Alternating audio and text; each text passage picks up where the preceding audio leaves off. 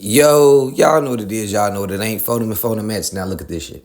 So they got T Slick locked up for the murder of Lil Rob and Monty, but apparently Lil Scoom and Lil Jeff was on their way to being arrested as well. Once you start reading the reports that the police released to let us know all the painstakingly hard evidence and different ways they had to go to get this information for about a year. Now, they solved it so quick because it was a brazen downtown hit. Let it been in one of these red zones, it would have still been unsolved.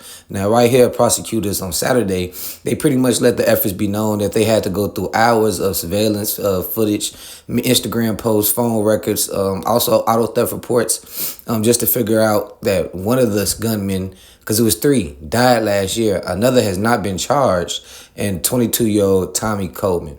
Now, Coleman, that's T Slick, and he was pretty much one of the guys who was recording videos in that vehicle.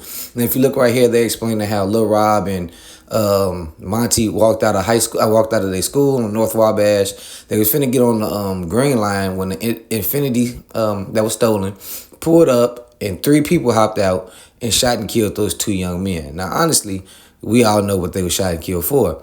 Now, right here, it say both boys, when they were killed, a woman was almost shot in the arm, but the bullet went in her coat and fell in the lining.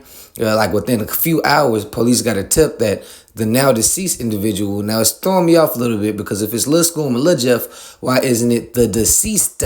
The two deceased individuals, so put an S on that individuals. But like right here, they was able to see one of the deceased gunmen was singing lyrics to a song about them sliding. One of the gunmen was a student at Innovations High School, which was Lil Scoom. He was a student there.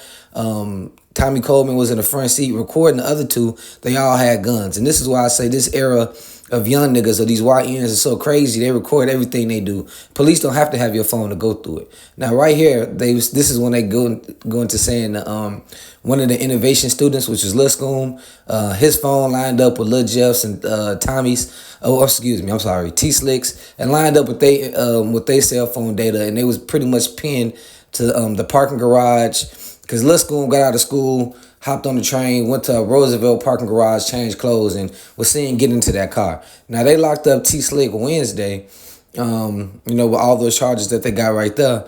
But, honestly, right now, I was looking, and I said this before, an indictment is coming because they took this long because they was investigating these niggas, bro. They was investigating everything they did, from cell phone records to police reports to see what car, when was an Infiniti stolen, just like surveillance footage, text messages. They was doing all this shit to get these niggas locked up. Now, Q50 caught this switch case somewhat up in up. And now, if the feds is going through everybody's phone, they went through Q50 phone too. They went through Real Vert phone too to see if they were some of the identified gunmen, but they weren't. So they left them alone, but they still know exactly what the fuck they got going on, bro. Y'all think these niggas just going through Lil Jeff and Lil Scoom and T Slick phone? No, they went through every Bloodhound member phone all together. They know Jay Boogie was locked up at the time, so he had nothing to do with it, but they still know he's a Bloodhound member. The only person I can see really being low-key from there is JB Bin Laden. I don't know if Shorty just buying pipes and laying on all the shorties, but he the only one who I can't see really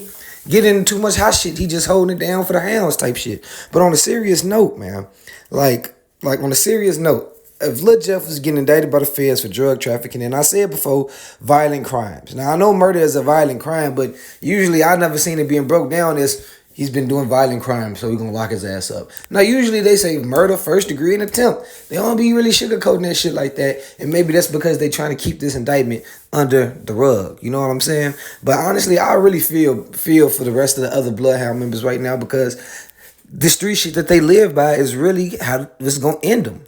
Dead or in jail. And it seems right now like some of the biggest figures that could get them out the hood is dead. And the rest of them who got the opportunity to get these niggas out the hood gonna fuck around and end up doing 30 to life in jail. And that's just how I'm looking at how this shit going. But I don't wish jail on nobody. I really do want to see Q50 and Real Vert pull through this shit and actually, because I think Q50 got signed, I'm not mistaken.